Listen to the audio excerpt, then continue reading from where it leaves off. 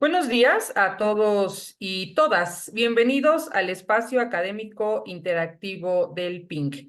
En esta ocasión tenemos la participación de la ingeniera Carmela Sandoval García y su tema es efectos del cambio climático sobre la densidad de carbono de la biomasa viva aérea en bosques de coníferas de México. Me voy a permitir leer su semblanza.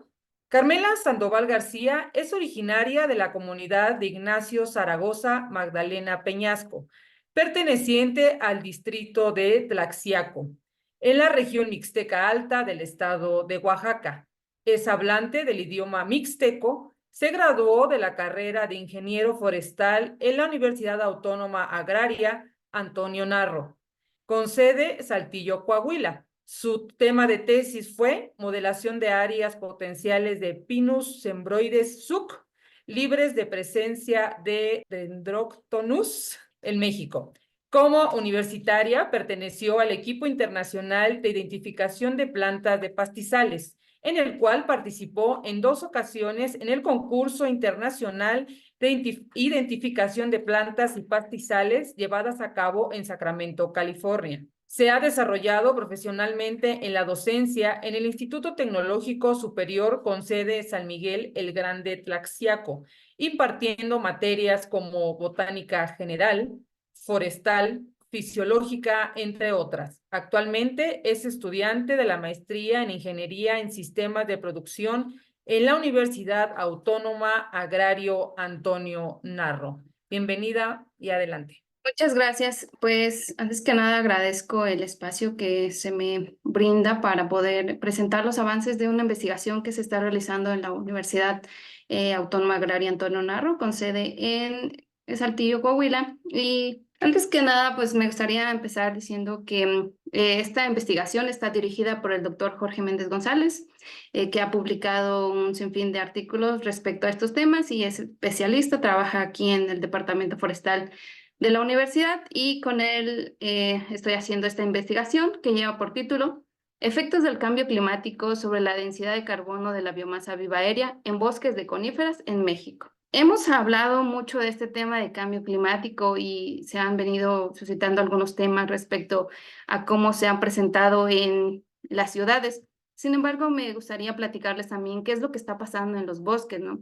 Ya que los bosques, pues, son una fuente principal en la regulación del clima, ya que estos, pues, al abarcar aproximadamente del 30% de la superficie de especies, tanto arbóreas y vegetación forestal, pues juegan un papel muy importante, ¿no? En la captura de dióxido de carbono y también en el almacenamiento.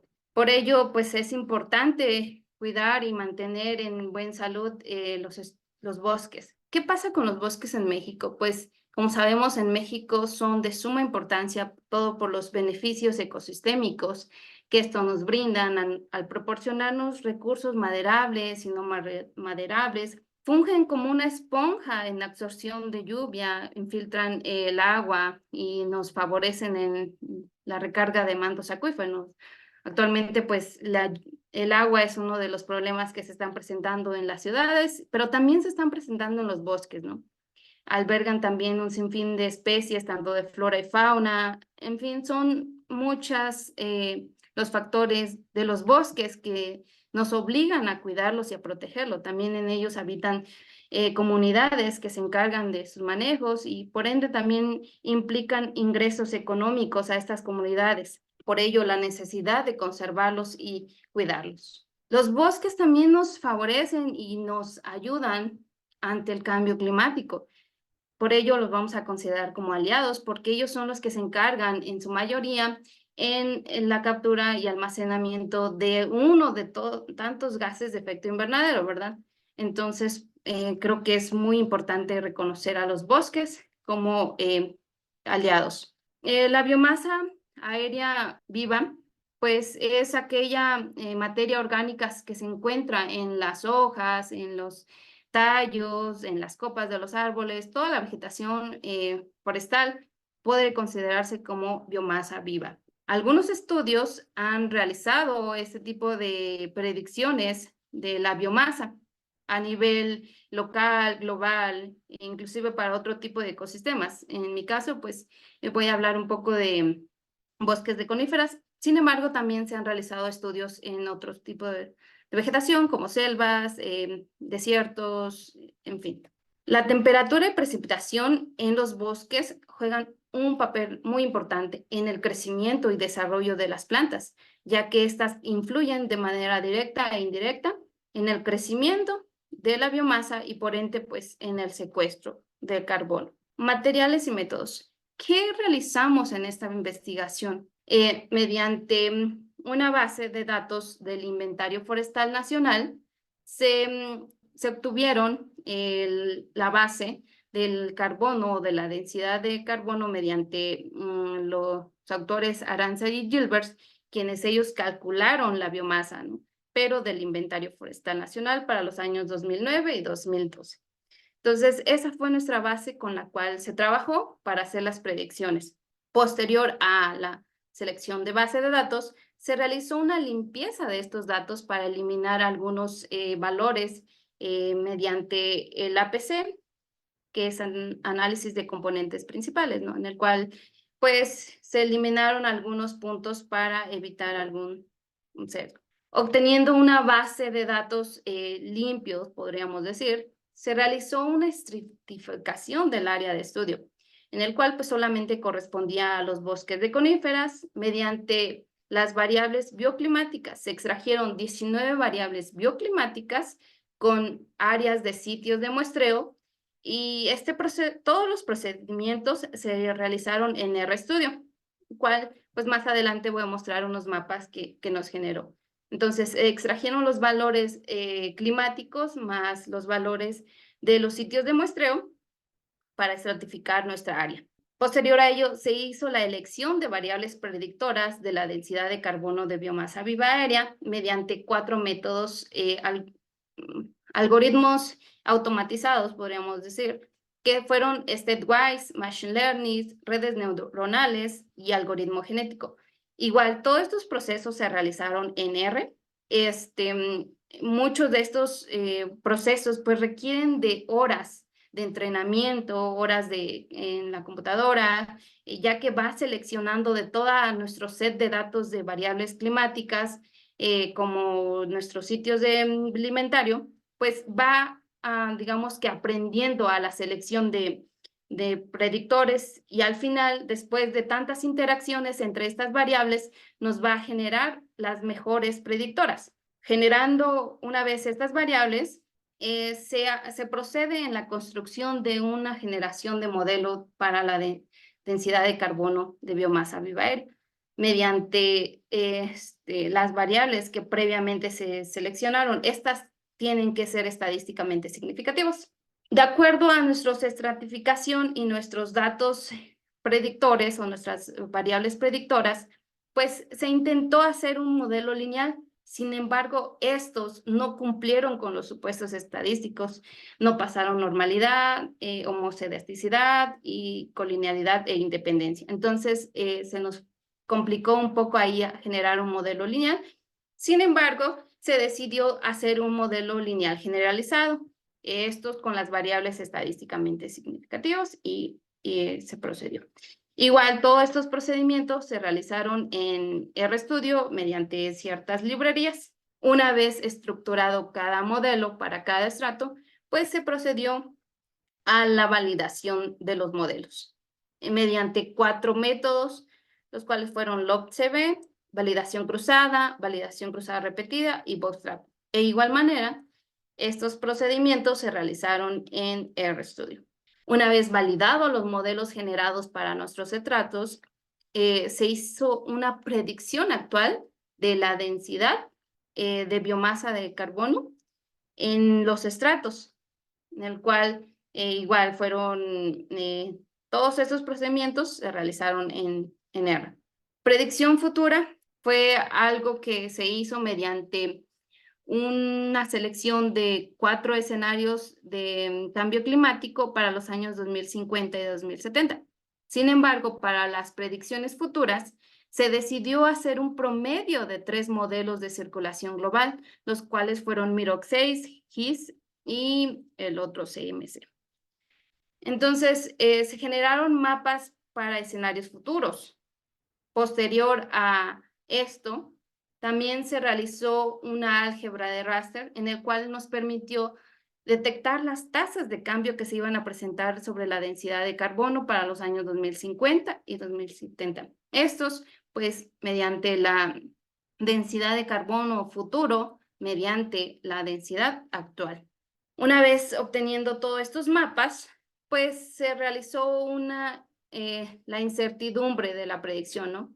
En el cual nos muestra el promedio del error estándar para cada estrato y también se realizaron una prueba no paramétrica, Wilcoxon, para poder ver los valores climáticos futuros para los años 2050 y 2070. ¿Qué se obtuvo?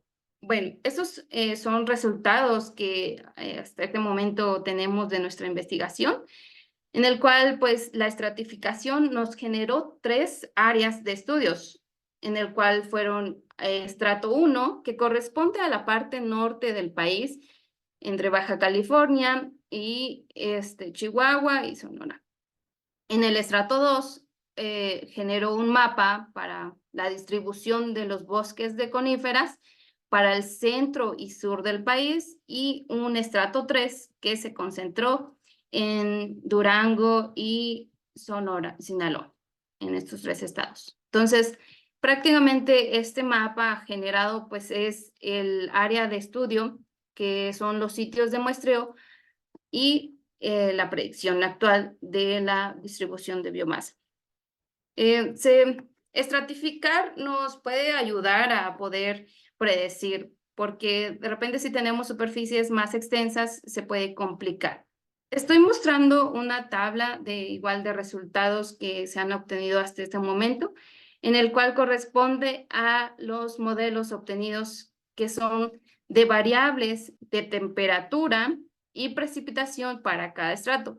Entonces, al final se obtuvo para el estrato 1, con una muestra de 48 sitios de muestreo, pues las variables de temperatura y precipitación.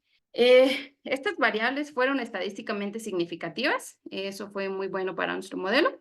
Sin embargo, para la variable de temperatura, pues tuvimos valores negativos. También para el estrato 2, se repite en este caso la variable 5 y cambia la variable 12, en el cual la variable 12 pues es la precipitación anual y la variable 5 es la temperatura del mes más cálido. También fueron estadísticamente significativas estas variables y para el estrato 3, las variables climáticas para la construcción del modelo fueron variables bio10 y bio13. De igual manera, fueron estadísticamente significativas. Sin embargo, estas variables también nos mostraron que no presentaban colinealidad y al final obtuvimos de todas las variables, pues cuál fue la importancia de cada variable, ¿no? Entonces, esta tabla muestra su importancia. Estos fueron modelos lineales generalizados, los que nosotros obtuvimos. Sin embargo, se han hecho otro tipo de modelos para otros tipos de ecosistemas, para otro tipo de vegetación, donde se han ocupado modelos lineales y modelos como Random Forest. Muestro algunas estadísticas descriptivas de cada estrato y pues cabe mencionar que se hicieron pruebas para ver si se cumplía con la normalidad, sin embargo no pasaron mediante las pruebas de Shapiro-Wills y Anderson. Las variables predictoras para la densidad de carbono fue muy interesante porque de las 19 variables metidas en el set fueron las de temperatura y precipitación. Entonces, para nuestro caso, pues fueron variable 5 y bio 5 y bio 10. Sin embargo, otros estudios pues han obtenido otro tipo de variables, ¿no? Esto va a depender del ecosistema y de otros factores. Y para precipitación, pues nuestras variables climáticas fueron 12, 13 y 18. Sin embargo, otros estudios también pues tienen otro tipo de variables, pero en esto de temperatura y precipitación. La validación del modelo. Una vez estructurado los modelos, se procedió con la validación, esto mediante 4 métodos. en el cual pues tenemos valores, una pseudo R cuadrada de un valor mínimo en el estrato 1 y en el estrato 3. También podemos observar un error medio, error cuadrático medio, donde vamos a encontrar en el estrato 3 y el más alto para el estrato 3. De todos estos métodos, pues el que tenemos más bajos pues es SLOPE-SER. Sin embargo, tenemos también otros métodos que nos arrojan en promedio una R cuadrada mayor a 22. Esto es lo interesante de nuestra investigación, que se empezaron a generar predicciones mediante nuestros modelos, en el cual pues podemos observar, o el mapa que les estoy mostrando es solamente uno de los 3 estratos, en el cual pues podemos ver la distribución de nuestros sitios de muestreos, más las predicciones, esto que aparece aquí en el color, de las predicciones de la distribución de la densidad de carbono de biomasa, ¿no? En dónde se distribuye y cuánto es lo que tenemos. En este caso solamente es para el estrato 3, también tenemos para el mapa del estrato 1 y del estrato 3, pero solamente estoy mostrando uno. Bueno, la esencia de este trabajo en particular fueron las predicciones futuras. Si bien hemos hablado que el cambio climático pues va a tener consecuencias, si las tienen, estoy presentando 2 mapas de 8 escenarios climáticos que en todos los escenarios, en cualquier RCP, muestran pérdidas de la densidad de biomasa. Entonces, tenemos pérdidas para el 2050 desde -5 incluso hasta 10 megagramos por hectáreas. Entonces, esto solamente es para el 2050, obviamente, pero para el 2070, de igual manera, se van a presentar pérdidas. Esto fue para el estrato 1, lo que corresponde a la parte norte del país o noroeste. Entonces, los bosques prácticamente de esta región, pues van a tener grandes pérdidas. Pasa lo mismo para el otro escenario y para otros estratos y para los años. Para el estrato 2 vamos a presentar de igual manera pérdidas en la distribución de biomasa. Incluso este estrato va a ser el más afectado, alcanzando hasta -15 toneladas megagramos por hectárea para un RCP 8.5, que es considerado uno de los escenarios más críticos. Sin embargo, para el 2070 puede alcanzar hasta -20. Entonces, prácticamente todos los bosques de todo el país van a presentar pérdidas. ¿Qué pasa con el escenario 3 o el estrato 3? Pues aquí vamos a ver que no existen tantas pérdidas, que son los bosques que se encuentran entre Durango y Sinaloa y Sonora. Estos bosques no van a presentar tantas pérdidas en comparación a los demás estratos. Inclusive creo que el más alto va a ser -15. Podríamos decir que no es tanto, pero sí van a presentar pérdidas como quiera. En comparación a los otros estratos, obviamente sería el menos afectado, ¿no? Y estos solamente son para el año 2050, e inclusive estoy mostrando solamente 2 escenarios, pero en todos los escenarios van a ser así. Al final de las mapas, de las predicciones, se obtuvo o se generó una prueba de Wilcoxon para comparar las temperaturas de cada estrato. En este caso, estoy mostrando una prueba de la temperatura actual respecto a las temperaturas futuras, en las cuales pues vamos a ver un incremento, ¿no? Y en cualquier escenario que se presente del 2050 o 2070, van a haber aumentos de temperatura respecto a los escenarios actuales, lo que implica o se representarían en pérdidas. Sin embargo, con precipitaciones, pues podríamos decir que existe una ligera disminución. De igual manera, para el estrato 2, pues van a haber aumento de temperatura en cualquier escenario, entonces va a reflejar pérdidas. Sin embargo, para el estrato 2 con la precipitación, pues podemos ver una pequeña disminución respecto al escenario actual. Y pues en este mapa pequeño pues estoy presentando prácticamente las pérdidas. De igual manera en el estrato 3 vamos a presentar un aumento de temperatura en cualquier escenario climático futuro respecto a nuestro escenario actual para el estrato 3 con la variable 10. Y precipitación, pues en este caso va a haber un ligero aumento respecto al escenario actual, ¿no? Entonces, había mencionado que sería uno de los estratos menos dañados o que presentarían menos pérdidas.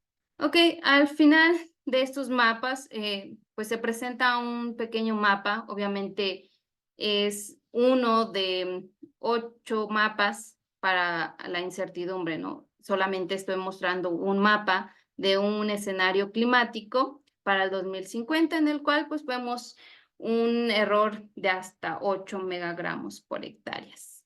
Muy bien, pues ya casi para concluir. ¿Qué es lo que nos ha dado esta investigación? Es que las variables de temperatura pues son una de las más importantes para predecir la densidad de biomasa en los bosques.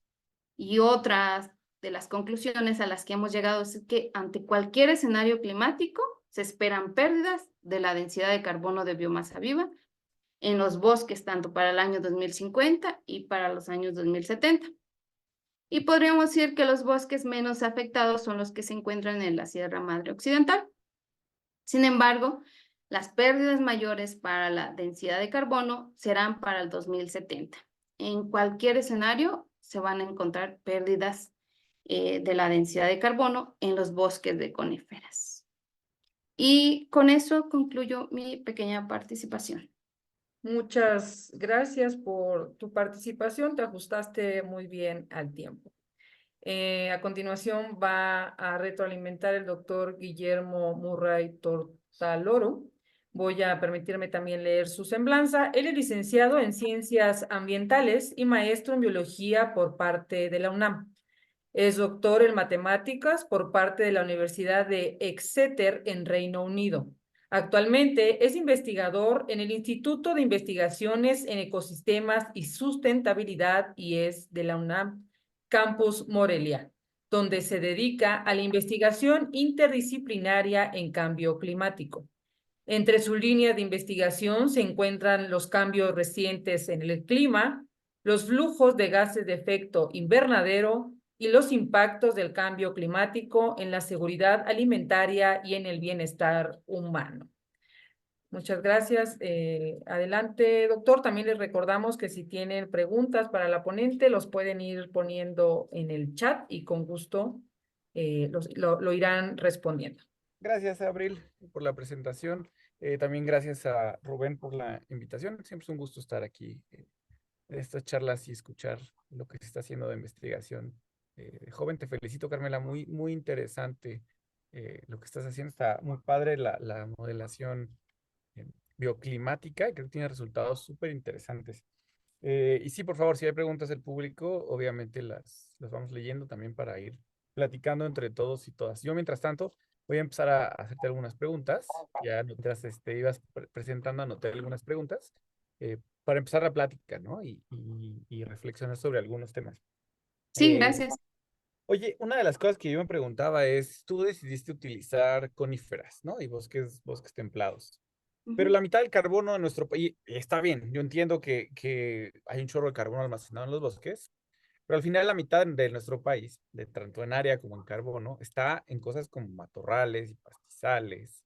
¿Y funcionarían esos modelos en ese tipo de estructuras de vegetación? ¿Y no has Sí, pensado en incluirlos? sí, claro, estos modelos se pueden presentar en cualquier ecosistema. Incluso uno de mis compañeros pues está haciendo este tipo de modelos, pero para selvas. Entonces, bien se pueden hacer para desiertos, para matorrales, para otro tipo de climas sin problema. Incluso China está haciendo este tipo de modelos en sus bosques. Entonces, sí se puede. Sin embargo, pues yo elegí nada más bosques de conífera porque pues de cierta forma mi formación forestal es más hacia los bosques, ¿verdad? Muchas gracias. Sí, sí, me parecería súper interesante ver. si los mismos patrones de disminución climática los ves en las selvas, por ejemplo, en los bosques tropicales del sur de nuestro país, eh, sobre todo pensando que ellos ya están muy cerca de sus límites bioclimáticos. Pero muy bien. Otra cosa que a mí me surge, y es que eh, es una cosa que está en mucho debate. Tienes por un lado todo el efecto del clima sobre la captura de carbono y el almacenamiento de carbono, pero a la par, la temperatura no aumenta nada más. ¿Por qué? Sí, aumenta porque está aumentando el CO2 atmosférico. Y si tú aumentas el CO2 atmosférico, también generas un efecto de fertilización, particularmente notorio en los bosques. Entonces, muchos de lo que existe de modelación, claro que predice un efecto negativo del clima, pero predice un efecto positivo de la fertilización de CO2, que entonces medio neutraliza. Y lo que acabamos teniendo son tasas de crecimiento similares e inclusive mayores a las que tenemos hoy en día y de almacenamiento. ¿Tú has pensado en incluir este componente dentro de tu trabajo? Sí se puede incluir más variables, y tal vez pueda ser uno de los principales para predecir la biomasa. En este caso, solamente nos estamos inclinando más hacia variables como climáticas, pero sí se puede, inclusive puedes agregar más variables. Sí, porque el otro componente fundamental también es el manejo, ¿no? El clima es importante para determinar cómo le va a ir a las especies vegetales, digamos, en ambientes a lo mejor conservados, pero ¿qué pasa cuando incluimos manejo y predicciones de escenarios también sociales, ¿no? ¿Qué va a pasar con por ejemplo, si hay un aumento en la demanda de alimentos, también se ve una disminución en la biomasa forestal, que se expande el área agrícola? ¿Has pensado también como en esas vías de incluir no solo el componente biofísico, pero también el humano? Sí, los modelos sociales, ¿verdad? Más o menos a eso se refiere, que si pueden incorporarlos. Sí, sí se pueden. De hecho, como modelos para predicción, podemos tomar decisiones los forestales sobre el manejo de los bosques. Podemos tomar decisiones en cuanto a la producción, en cuanto a qué especies se pueden adaptar a estas variables, lo que implica también el aprovechamiento de manera sustentable, métodos de aprovechamiento también. Entonces, sí se pueden considerar otro tipo de aspectos sociales, en el cuales pues podrían considerarse dependiendo de cómo se quiera hacer, ya sea si sea de manera regional o global, en este caso, pues sí se puede implementar. Gracias. Oye, y pasando a la parte de predicciones a futuro, Ujú. tengo un par de preguntas con eso. Uno, hasta donde yo entendí la construcción de los modelos que utilizaste es básicamente lineal, ¿cierto? No, generalizados. Ah, eso es generalizado. ¿Y tú esperarías que la parametrización del modelo con los datos actuales se mantenga en los escenarios futuros? O sea, que las No, relaciones clima-carbono que estás viendo ahora sean las mismas, por lo tanto, las predicciones en ese sentido puedas extrapolar lo que está pasando aquí hacia futuro.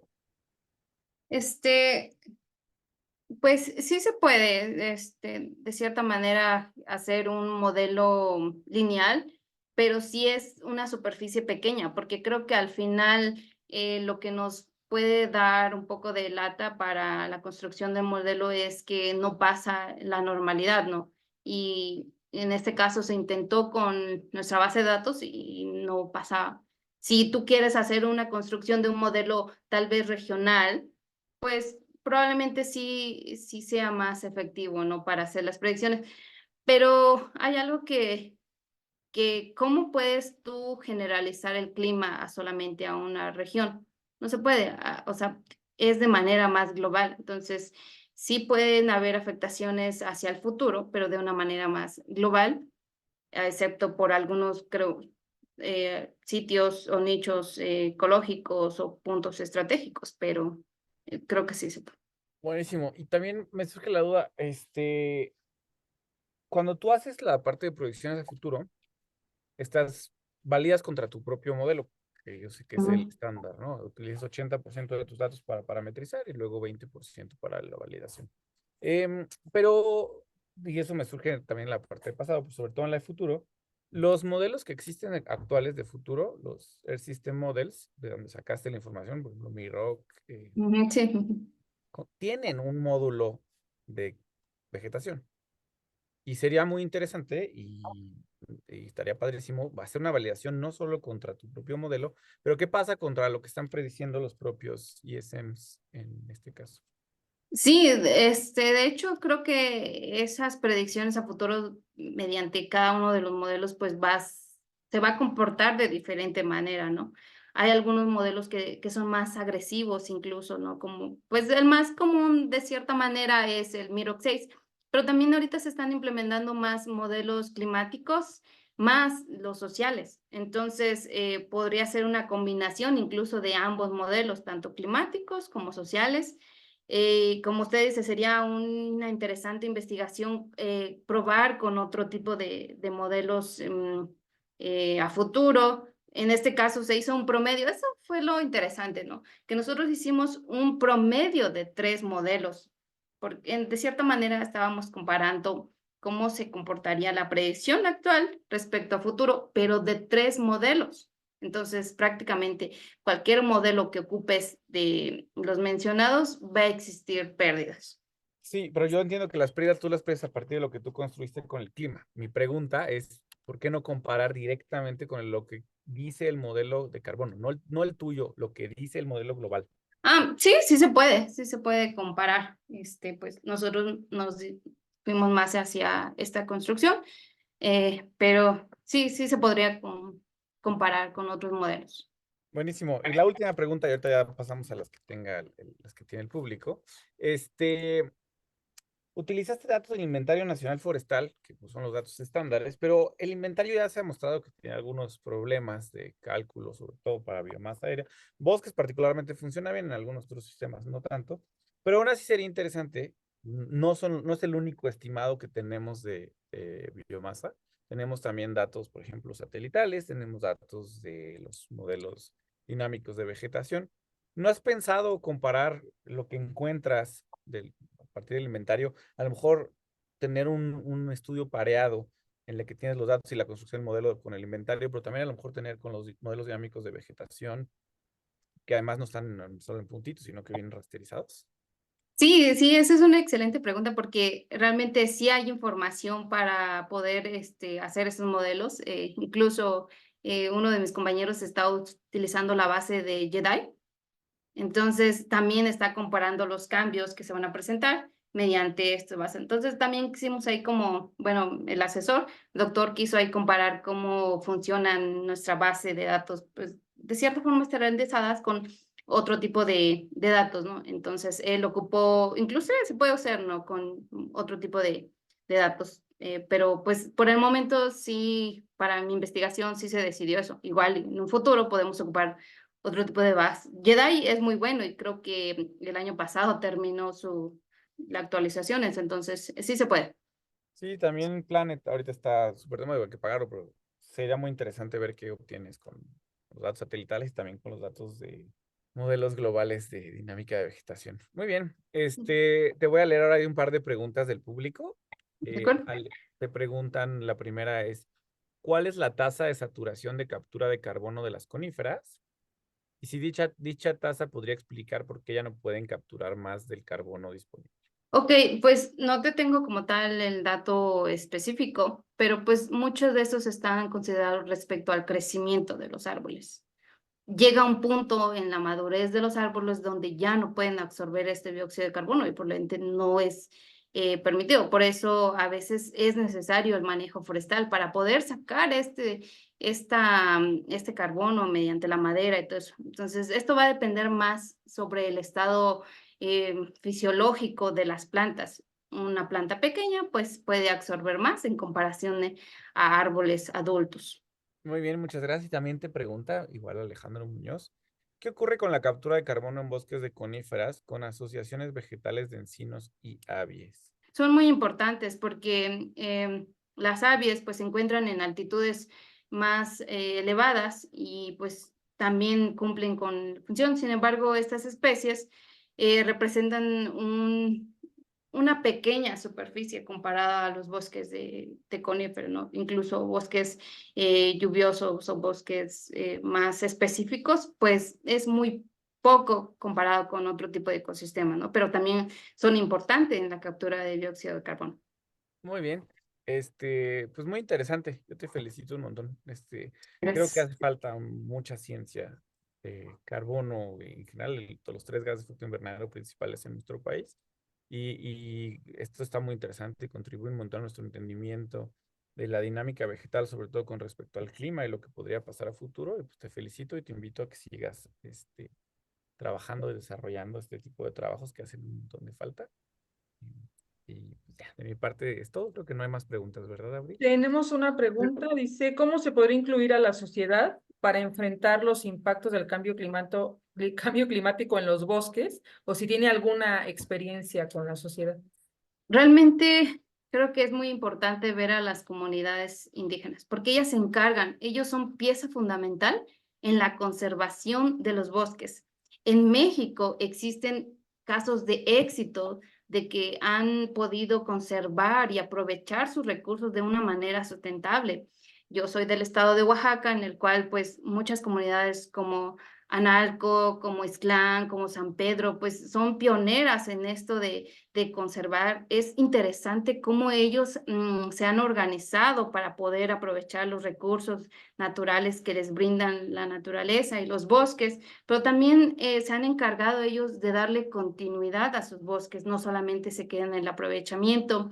Ellos hacen reforestaciones. Prácticamente ellos son los que más han cuidado este tipo de ecosistemas, los que hacen tequio, los que se encargan de las reforestaciones, de todo. Ellos se han acercado. Sería bueno que como sociedad volteemos a ver a estas comunidades y aprendamos un poco de ellos, de qué es lo que ellos están haciendo, porque están haciendo cosas muy buenas que pueden ser replicables a otros lugares. También una de las cosas es la concientización social, que desde pequeños entendamos la importancia de los bosques, de todo lo que habitan en los bosques, de las plantas, una pequeña flor, todo tiene una razón, ¿no? Y también, pues con base a nuestra investigación, es decir, muchos de los ecosistemas se van a perder y esto conlleva también pérdida de flora y fauna, no solamente de árboles ni de bosques. Entonces es necesario voltear a ver a las comunidades indígenas porque ya las están haciendo. En el sector forestal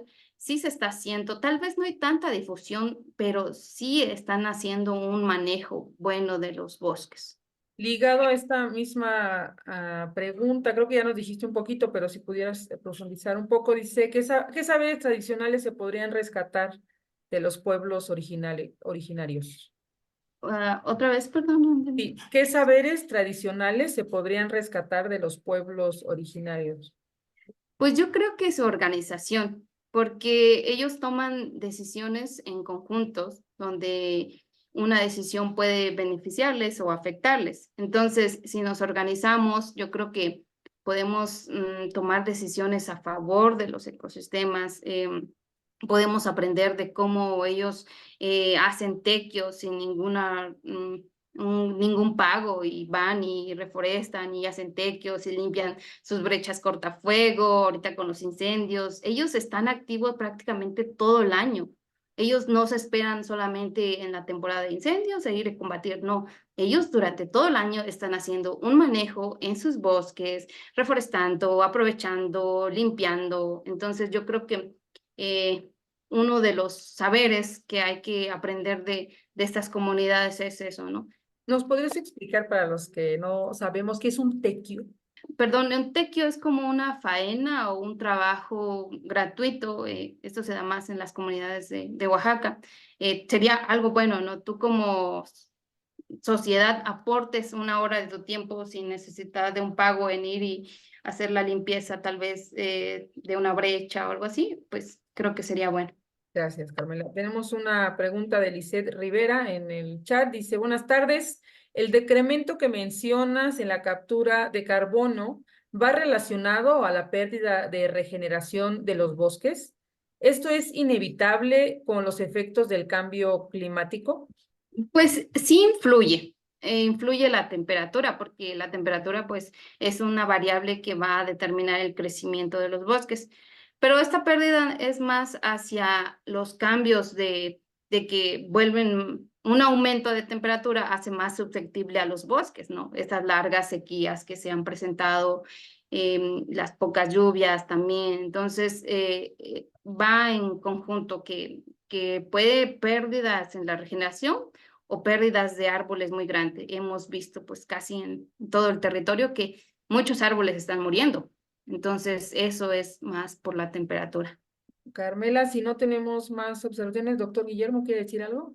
No, no, es todo muy bonito, muy interesante y te felicito nuevamente, te invito a que sigas con tu Gracias. trabajo, y gracias nuevamente a Rubén y Abril por la invitación. Muchas gracias a ustedes por su tiempo y pues por su retroalimentación. Me va a servir para mejorar ahí. Y pues sí, en el doctorado a ver qué se puede hacer. Alejandro Gracias. Muñoz Brito dice muchas felicidades, excelente ponencia y defensa. Muchas felicidades. Gracias. Y también Lisette Rivera te manda muchas felicidades.